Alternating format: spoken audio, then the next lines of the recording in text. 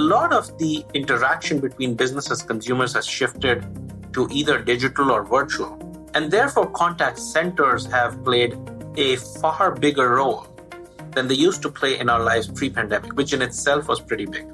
Hello, everyone, and welcome to the CyberWire's Hacking Humans podcast, where each week we look behind the social engineering scams, the phishing schemes, and the criminal exploits that are making headlines and taking a heavy toll on organizations around the world. I'm Dave Bittner from the CyberWire, and joining me is Joe Kerrigan from the Johns Hopkins University Information Security Institute. Hello, Joe. Hi, Dave.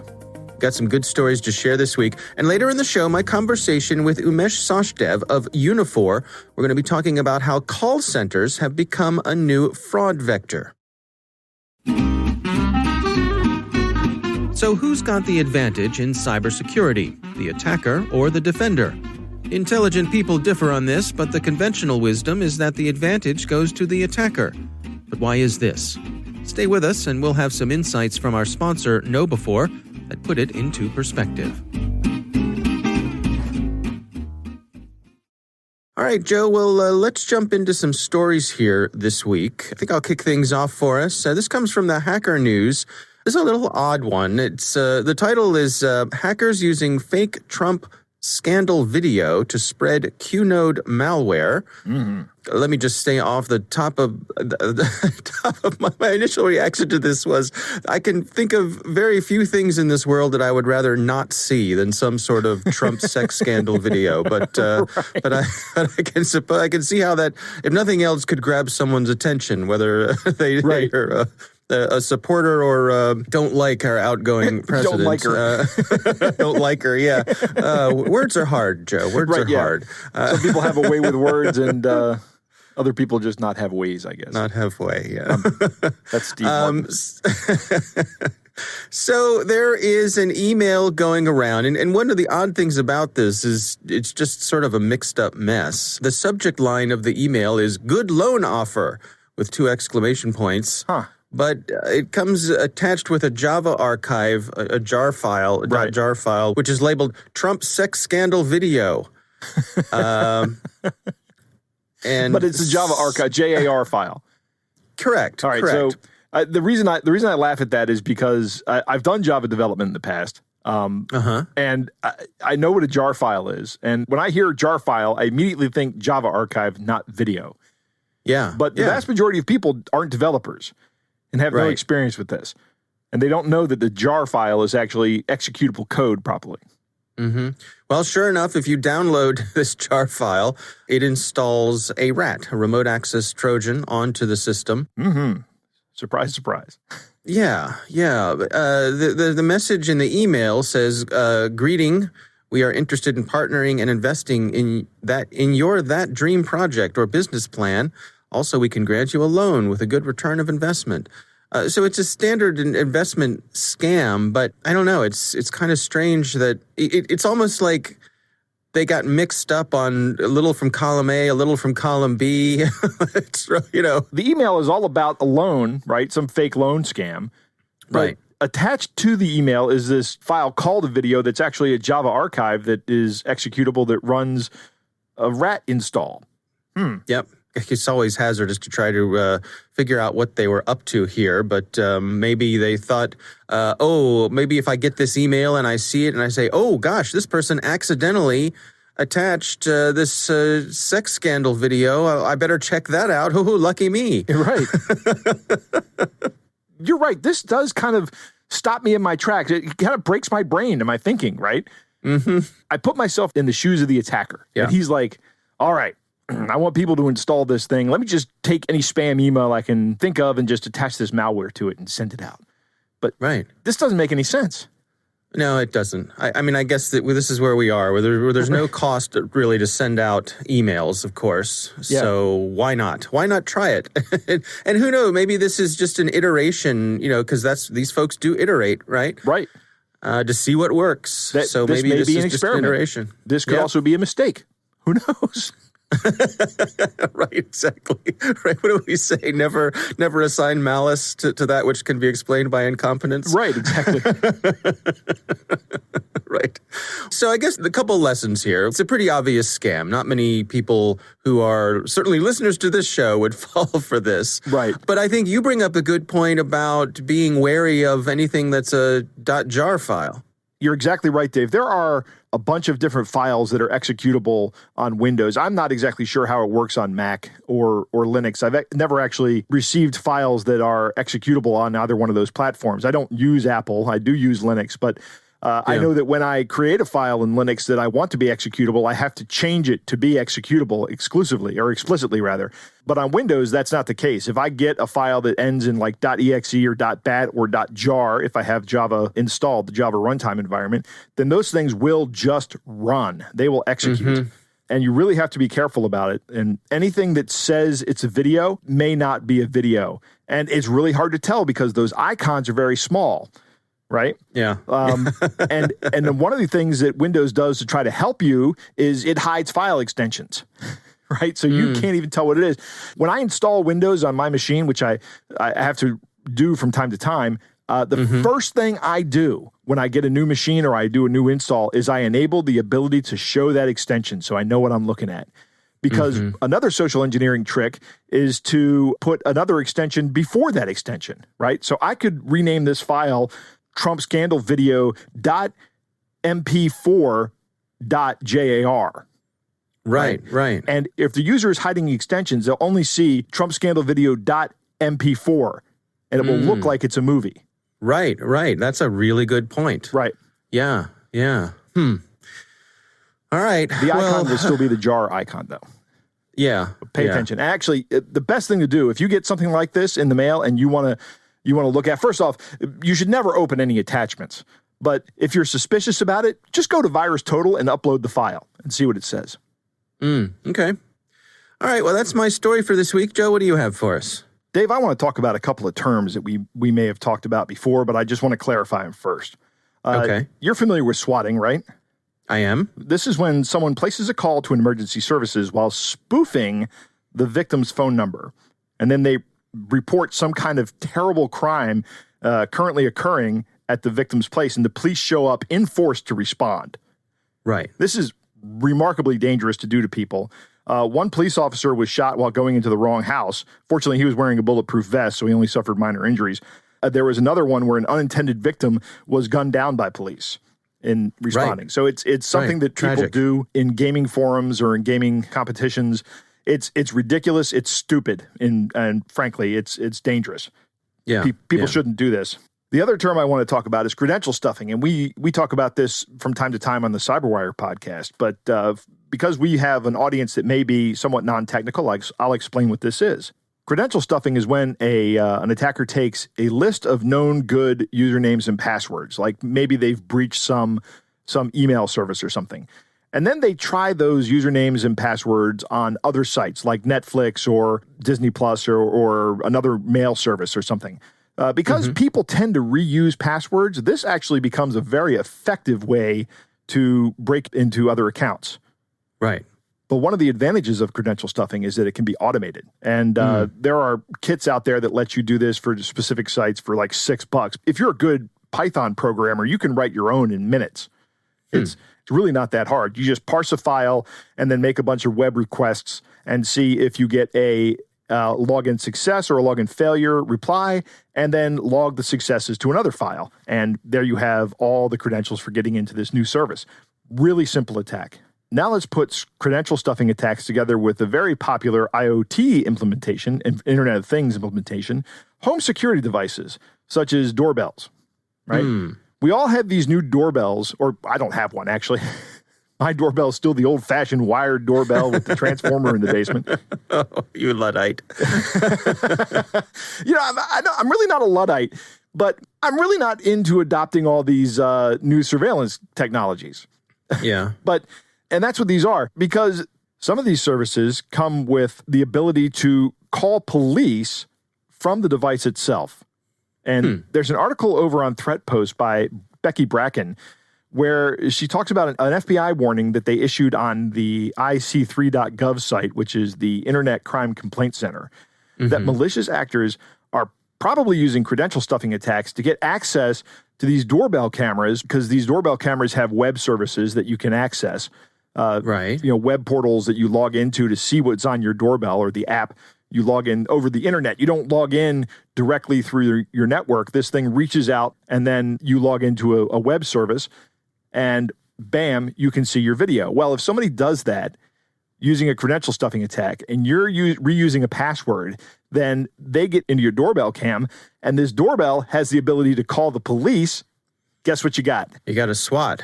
That's right. You got a SWAT. And that's what some of these folks are doing, is they're out there penetrating these doorbell cameras, and then they're swatting the people that own the doors, and they are actually streaming this on streaming services, because for some people this is entertainment. And you get to see the cops show up at some unsuspecting guy's house. And usually the guns drawn. Right, guns drawn. Usually they'll say things like there's a hostage situation. It can be a terrible situation when this happens. And there are reports of it happening to elected officials and things like that. It's awful. Yeah. Becky also talks about a case a year ago where someone gained access to a Ring camera that was in a child's room. And this person started talking to the child. And at the time, Ring had multi-factor authentication as an option. But now, Ring makes it mandatory. Right? Good for them. Yeah, you have to have multi-factor authentication on your Ring account, or you won't be able to access your doorbell, which is good. A few years ago, I was on one of the local TV stations talking about a security camera that was being used as a baby monitor that was accessed by someone over the internet. And I think that was a default password situation, if memory serves me right. Like, they just never changed the username and password, and somebody just found it and logged into it and then started yelling at the baby, which was terrifying to the parents. So the FBI didn't name the manufacturer in these swatting attacks, but my guess is it's probably not Ring. It's probably not one of the big manufacturers. Yeah, because Ring has MFA, right. So that makes it harder. It does make it harder. Not impossible, because I think it's just text-based multi-factor authentication, but so you can get around it. But that's not something that somebody who's swatting people is going to try to get around, right? They might, but it's easier just to penetrate a system that doesn't have multi-factor authentication on it to get your streaming views, I guess. The problem here is that attackers are taking care of human inertia, right? The perceived difficulty that people have about changing passwords or implementing good password hygiene or using multi-factor authentication. So I recommend using different passwords on every single account that you have, and use a password manager to help you implement that, and use multi-factor authentication wherever you can. Yeah. You know what? I think this brings up a good point. This combination of elements that you've described here brings up a good point, which is I think a lot of people, when it comes to password reuse, they think to themselves, oh, well, they're not going to be interested in me. Right. Like, I don't have, there's all these people out there, and I'll probably get away with it. But as you point out here, these things are automated. They don't care who you are. Right. You're just a name on a list. Yep. And if you've been part of any breach, and these days, odds are you've been part of a breach. I don't think we say odds are anymore. Yeah, we say you have true. been part of a breach. Yeah, count on it. Right. Yeah, good point. And Dave, when I do talks, the very first thing I do is convince people that malicious actors are interested in you. It doesn't matter why. You may think that you're not significant. You are significant because you are a target, and these people will do it. Right. All right. Well, interesting story for sure. Of course, we'll have links to all of our stories in the show notes. Joe, it is time to move on to our catch of the day. Dave, our catch of the day comes from listener Christian, who says, got another good one in my company spam filter. Had my office laughing pretty hard. So, Dave, why don't you read the email they got? All right. It goes like this. Hello, good day to you, and how you doing? I'm sorry to encroach on your privacy in this manner. I want to solicit your attention to assist me receive 2 trunk boxes on my behalf. I am an Army officer with the USA military and currently in Baghdad with the Combat Support Squad, U.S. Base Camp, Spiker, Baghdad, Iraq. I'm on my 3rd deployment to combat war zones. I'm also among the squad that will be redeployed to Afghanistan in about a fortnight. And in view of this, I urgently need your help in assisting me receive for safekeeping the 2 trunk boxes containing some monies. But I tell you what, no compensation can make up for the risk we are taking with our lives here. You can confirm the genuineness of the findings by clicking on this website. If you can be trusted, I will explain further on the modalities of how we will realize the safe shipment of the boxes to you for safekeeping without the breach of the law when I get a response from you.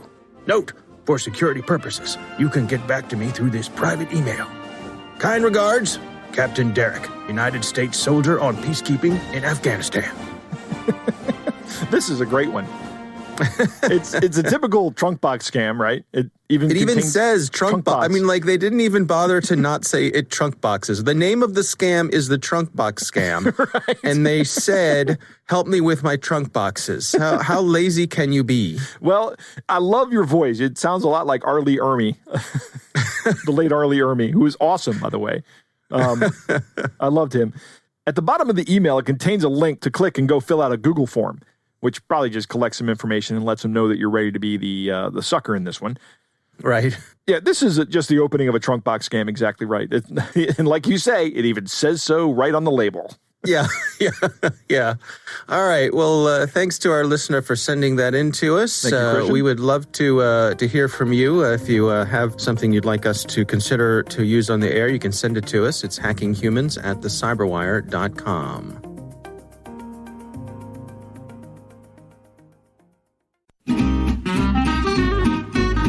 Now let's return to our sponsor's question about the attacker's advantage. Why do the experts think this is so?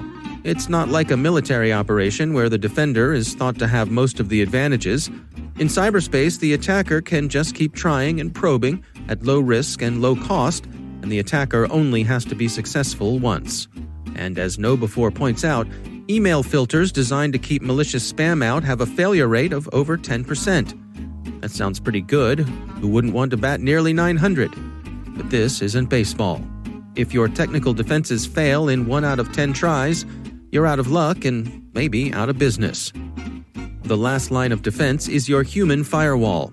You can test that firewall with KnowBe4's free phishing test, which you can order up at knowbe4.com/fishtest. That's knowbe4.com/fishtest.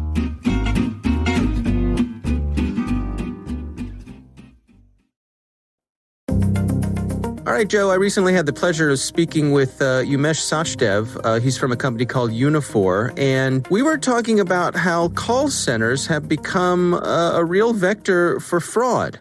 Here's my conversation with Umesh Sachdev. It's a very interesting phenomenon that has happened in the world during the pandemic. As all of us around the world in every single country have been prevented from going to a physical bank branch, going to a retail store, going to places that we were used to do business or entertainment or shopping, a lot of the interaction between businesses and consumers has shifted to either digital or virtual. And therefore, contact centers have played a far bigger role than they used to play in our lives pre-pandemic, which in itself was pretty big. Now, we know the statistics show that contact centers worldwide field more than 100 billion calls every month. Let that number sink in. That's 100 billion calls every month happen in call centers. This is an industry, Dave, that employs over 15 million call center workers. And for some of our customers, since the pandemic, the call volumes have been up 3 or 4 times what they used to be pre-pandemic. So this is one where, call centers have almost played an essential role in keeping businesses and consumers interacting with each other, solving issues, raising complaints, getting things done, serviced, etc. Now, we know that it's been hard on the contact center operator side that, given the surge in demand, some contact centers have had the double whammy or the 1-2 punch of not being prepared with the elastic human capacity to increase 3 or 4 times because the traffic demanded it. But because of the pandemic, much like all of us, the call center workers themselves have been displaced out of their offices, and they're all taking calls from their homes. This is unprecedented because this is one industry where the word contact center, the second word center, represented a physical location. The profession itself assumed that people will always work together in a group in a large setting. Well, they'll be given the equipment and the right software and hardware and security, and they'll be doing calls to billions of people around the world. But all of them have been displaced and they're working from home as we speak. The projection that we are getting from some of our partners and customers is that close to 70% of this workforce will now never return back into a physical contact center, even after the pandemic is done. The reasoning there is, now that we've gone through the pain of shifting logistics all from our offices into the homes of these contact center workers, it's also a big cost advantage, and contact center run on razor thin margins around the world, that the reverse transition would probably not take place for more than 30% of the workers. Now, this has opened up a very interesting set of security paradigms which probably did not exist when the workers were in the office. And here's first some statistics and then some anecdotes. 1 in every 1,700 calls is a fraud attempt. And this data is coming from a research done by the IT group, and it says 61% of all fraud originates from the call center. And that's significant because earlier, when the call center worker was in the office, there were a few sets of regulations which were working. Remember, as soon as you call a bank or a telecom service provider, the entire PII, your entire information, what billing pack you're on, what credit card have you put on file, shows up on the screen of the call center worker. And they need to validate some of that information even to know who you are before they can service you or give you your account details. So it's a chicken and egg problem that your information does flash up. Now, what that means is how easy it is for the contact center worker to use their camera phone, and as soon as your information flashes, just take a screenshot or take an image and have access to real PII of millions of customers. Well, it turned out it wasn't that easy when they were in the office, because they were more often than not made to lock up their camera cell phones in a locker before they went to their call shifts. And not until they were done with their call shifts could they have access to some of those devices, etc. So there was some amount of physical security. There was also tools and softwares monitoring these calls within the network as these were happening, so that fraud could be caught up early or security breaches could be caught up early. Each of these call centers, Dave, have signed up for hundreds of millions of dollars of penalties in case they are responsible for data breaches. So the world is getting smarter. Now that we have the data that 61% of the fraud originates from call centers, the world wants them to be more accountable, and these call centers are accountable. But here's the issue. Now, with all of your workers working from home, all of the processes that have been developed for decades that have stabilized are no more in action, no more relevant. And so new processes, new techniques need to be developed quickly to make this new environment as secure as it used to be, or probably even better than before. And so the problem of how do you make sure data security, data privacy, agent authentication, all of these problems and more are tackled in the work from home environment, that's the new paradigm that we all live in. And so what are some of the things that are available or that are on the horizon? What are some of the potential solutions here?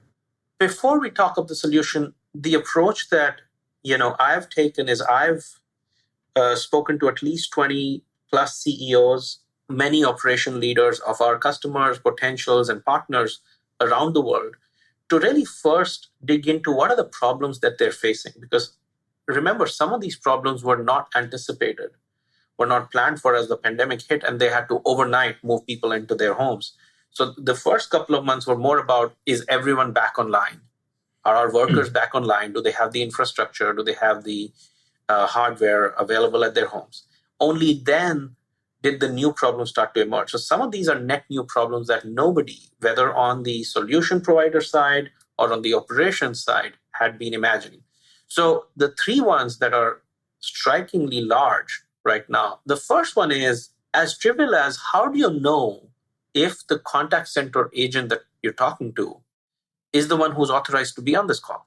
Because people are working from home, and because in some cases they are billed to the hour, and they're paid by the hour, if they have to take a break or, go for a bio break, or if they're tired, there are chances that the contact center worker can have his neighbor or her cousin or a relative in the home to say, why don't you attend the next few calls while I take a break? So the identity and authentication of the call center worker on each call, not just in the shift, but on each call now becomes important, which wasn't the issue when they were working in the physical center.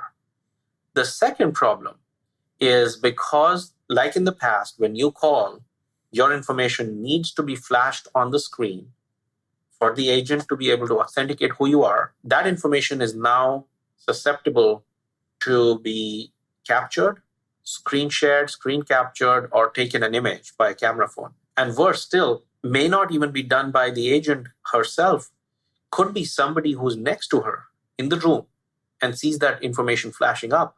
It's an wholly unsecured physical environment in the home. And the third problem is now this information is traveling sometimes in the clear to various parts of the world. Because remember, the calls could be getting routed to Asia, where somebody's working the night shift to take your calls, and it's going to that person's home. And, the level of encryption in the network, etc., is not as robust as it used to be in the contact center. So let me summarize the three big issues that we've been hearing. The authentication and identity of the agent for every single call is important. The fact that consumer and customer information and PII flashes on the agent screen in an unsecured home environment is a big security concern. And the third, that information could be traveling in the clear because it's now a distributed call center environment with people's home acting as call centers. The transmission breaches is a concern. So these are the three net new concerns from a call center fraud perspective that we picked up from our customer base, from our partners and people around in this industry. That's fascinating. So again, what are some of the potential solutions here? So this is where innovation and ingenuity, Dave, plays a big role. And I personally get fascinated, although these are real challenges and we as humanity need to come together. It wasn't that somebody wanted these to happen. The pandemic has forced us. But this is where, innovation and human ingenuity trumps and comes forward. First, let's look at the issue of authenticating and ensuring identity of each agent on each call. We've had access to technologies such as Face ID and Voice ID, using voice as a biometric identifier and facial recognition as a biometric identifier. We've had access to these combined with artificial intelligence and figuring out at what points in the call is the right time to run these authentication checks. You are now able to, in a passive manner, use voice biometrics and Face ID to authenticate the right agent at various points in the call to address issue number one, which was, is the agent the right one who is supposed to be on this call? The second, which is the larger issue in my mind of, consumer data needs to be shown to the agent, otherwise how will the agent authenticate or validate the consumer?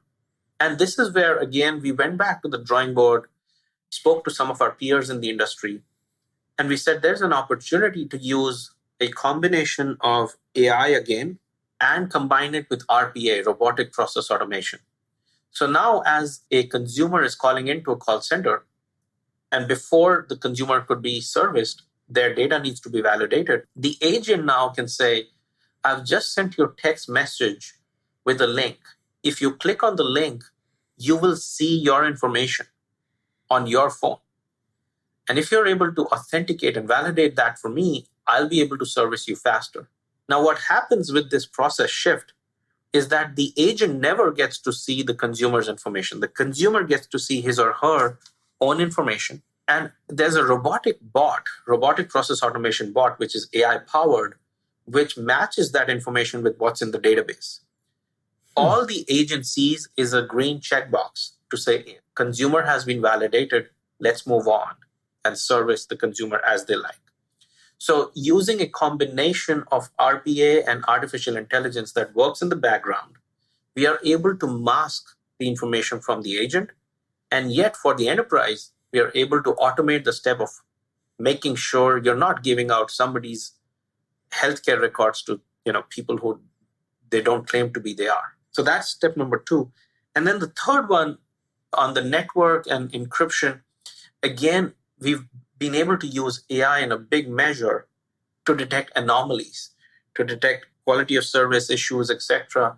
As data gets transmitted, you can now do it in a far more secure manner, even if it's going to a distributed environment like the contact center agent's home. So the net of it, Dave, is AI has been around for a while.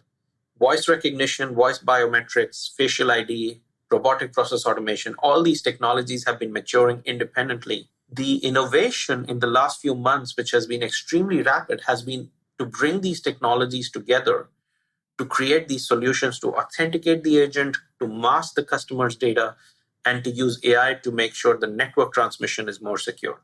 Yeah, it's fascinating to me how, this pandemic, with all of the terrible things that it's brought to us globally, has really been a catalyst for folks to step up and innovate in many spaces like this one and provide, on the other side of this, we're going to come away with better security.